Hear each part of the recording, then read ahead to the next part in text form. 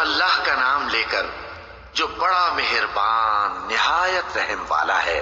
اے نبی صلی اللہ علیہ وآلہ وسلم، اپنے پروردگار کا نام لے کر پڑھو جس نے تمام کائنات کو پیدا کیا، جس نے انسان کو خون کی پھٹکی سے بنایا۔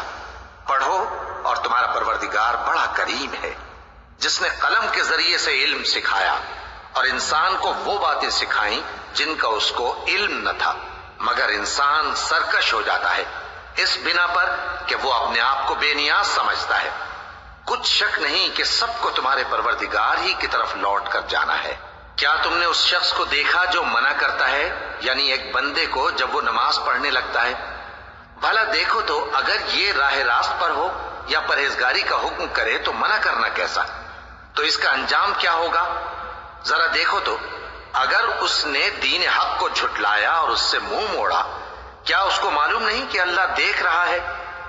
دیکھو اگر وہ باز نہ آئے گا تو ہم اس کی پیشانی کے بال پکڑ کر گھسیٹیں گے، یعنی اس جھوٹے خطا کار کی پیشانی کے بال، تو وہ اپنے یاران مجلس کو بلا لے، ہم بھی دوزخ کے فرشتوں کو بلائیں گے۔ دیکھو اس کا کہا نہ ماننا اور سجدہ کرنا اور اللہ کا قرب حاصل کرتے رہنا۔ چونکہ آیت سجدہ تلاوت کی گئی ہے، لہذا سامعین پر سجدہ واجب ہے۔